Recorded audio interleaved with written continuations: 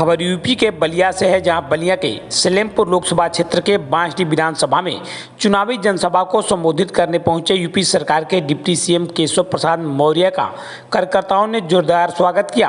तो वहीं मंच से केशव प्रसाद मौर्य ने विपक्ष पर जमकर हमला बोला और कहा कि 4 जून 400 पार होते ही समाजवादी पार्टी की साइकिल को 2024 में पार्सल करना है। तो वहीं केशव प्रसाद मौर्य ने कहा कि तीसरी बार सरकार बनने दीजिए, पाकिस्तान के कब्जे वाले हिस्से पर तिरंगा फहराएगा। ये सपा बसपा और कांग्रेस वाले कमीशनखोर है, दलाल हैं, भ्रष्टाचारी हैं। मैं निश्चित तौर पर कह रहा हूं कि प्रदेश की राजधानी भले ही लखनऊ है, लेकिन राजनीति की राजधानी सीखना है तो बलिया आना होगा। देश में सपा बसपा तो नहीं, लेकिन कांग्रेस है। सपा बसपा कांग्रेस तीनों को आईसीयू में भेज देने का काम आप लोगों ने किया है। इनको ऑक्सीजन देने की जरूरत नहीं है। अगर सपा सांपनाथ है तो बसपा नागनाथ है और कांग्रेस कालिया नाग है। गठबंधन के लोग हार का चौका लगा चुके हैं, तो अभी कलेजा ठंडा नहीं पड़ा, 4 जून को ठंडा पड़ेगा। तो वहीं तेजस्वी के एक सवाल पर श्री मौर्य ने कहा कि लालू प्रसाद जी के बेटे हैं, नरेंद्र मोदी जी के खिलाफ बोलने से पहले अपने को नियंत्रण में रखना चाहिए। देश मोदी जी के साथ है और लालटेन बुझ चुकी है। ये सभी के सभी अपने राजनीति को बचाने के लिए लड़ाई लड़ रहे हैं। अभी तो यह टेलर है, 4 जून के बाद असली पिक्चर दिखाई जाएगी। कांग्रेस झूठ बोलने की ऑटोमेटिक मशीन है। देश में कांग्रेस 40 सीट भी नहीं जीत रही है। तब 4 जून को जब वोटों की गिनती होगी, 4 जून 4 बजे 400 पार होते ही समाजवादी पार्टी की साइकिल, जिसका चैन पहले उतर गया, टायर ट्यूब उसके बाद पंचर हो गया, उसकी हैंडल और उसका सब खोल करके आपने सब रख दिया। आपकी केवल 2024 में उसको पार्सल करना है। श्री अखिलेश यादव जी को पैकिंग करके कर दोगे?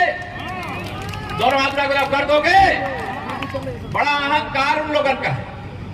उनको लगता है कि हम तो नेताजी मुलायम सिंह यादव जी के बेटे हैं, एक को लगता है कि वो राजीव गांधी जी के बेटे हैं। यह तो सही है कि एक मुख्यमंत्री के बेटे, एक प्रधानमंत्री के बेटे हैं, लेकिन अब दोनों राजतंत्र है क्या यहाँ पर कि प्रधानमंत्री का बेटा प्रधानमंत्री बनेगा, मुख्यमंत्री का बेटा मुख्यमंत्री बनेगा? अब तो स्थिति बदल गई कि नहीं बदल गई? आप सब लोगों ने जो आशीर्वाद दिया, कमल का बटन दबाया तो रामलला का भव्य मंदिर बन गया। रामलला का भव्य मंदिर बन गया। आपने कमल का बटन दबाया तो जम्मू कश्मीर से 370 विदा हो गई सदा के लिए, और वहां हर घर में तिरंगा लहरा रहा है। ये बलिया की ताकत है, आप सबके आशीर्वाद की ताकत है। तीसरी बार मोदी सरकार बनने दीजिए, पाकिस्तान के कब्जे वाले कश्मीर पर भी तिरंगा फहराएगा। विश्वास रखना मेरे भाई बहनों। अब गरीबों का हक गरीबों को मिल रहा है। 25 करोड़ लोग गरीबी रेखा से बाहर आ गए, तो इनके जैसे हार्ट अटैक आने की स्थिति हो गई है। लेकिन इनको पता नहीं। मैं बताना चाहता हूं सपा बसपा कांग्रेस के लोगों, कान खोल करके सुन लो। हमारे उत्तर प्रदेश की महान जनता ने, देश की जनता, देश में तो सपा बसपा है नहीं, कांग्रेस है। ये सपा बसपा कांग्रेस तीनों को आईसीयू में भेज देने का काम आप लोगों ने किया है। अब इनको ऑक्सीजन देने की जरूरत नहीं है, क्योंकि अगर सपा सांपनाथ है तो बसपा नागनाथ है और कांग्रेस कालिया नाग है। इनसे बच के रहना चाहिए कि नहीं रहना चाहिए? इसकी सभी 80 लोकसभा सीटों जहां साइकिल है, साइकिल को, और जहां साइकिल का साथी हाथ का पंजा है, उनको हरा करके, विरोधियों की जमानत जब्त करा करके, कमल खिला करके तीसरी बार मोदी सरकार बनाने के लिए यहां से सलेमपुर से श्री रविंद्र कुशवाहा जी को, बलिया से हमारे साथी नीरज शेखर जी को, मऊ से हमारे साथी अरविंद राजभर जी को, और देवरिया से हमारे शशांक मणि जी को, और जितनी भी सीटें हैं जहां जहां भाजपा और गठबंधन के प्रत्याशी हैं, उनको विजयी बना करके लोग भेजने वाले हैं। और भारतीय जनता पार्टी 2024 का चुनाव 2014 से भी बड़े अंतर से जीतने का काम करेगी, 19 के भी से भी बड़े अंतर का जीतने का काम करेगी। अखिलेश यादव ने कहा है कि 7वें चरण में जनता भाजपा को 7 समुद्र पार भेज देगी, क्या कहेंगे? इतना ही कहूंगा, हार का चौका लगा चुके हैं। 14 हारे, 17 हारे, 19 हारे, 22 हारे, अभी कलेजा ठंडा नहीं पड़ा है, 4 जून को ठंडा पड़ेगा। बिहार के तेजस्वी यादव ने कहना है कि मोदी जी की धमनियों में आरक्षण विरोधी खून दौड़ रहा है। देखिए, वो श्री लालू प्रसाद यादव जी के बेटे हैं और माननीय प्रधानमंत्री श्री नरेंद्र मोदी जी के बारे में बोलने के लिए तेजस्वी यादव जी को मुझे लगता है अपने को नियंत्रण में रखना चाहिए।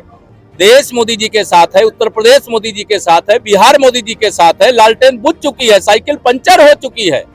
राजनीतिक अस्तित्व के लिए ये चाहे सपा हो, चाहे बसपा हो, चाहे कांग्रेस हो, चाहे रजद हो, चाहे टीएमसी हो, ये सब अपने राजनीतिक अस्तित्व को बचाने की लड़ाई लड़ रहे हैं। कल अखिलेश यादव का कहना था कि आत्मविश्वास की कमी है, इसलिए जुबान लड़खड़ा रही है प्रधानमंत्री। अब मैं इतना कहूंगा कि श्री अखिलेश यादव जी हों, श्री राहुल गांधी जी हों या उनके गिरोह और गैंग के कोई नेता, वह सबको इस देश की जनता कैसे जवाब देगी।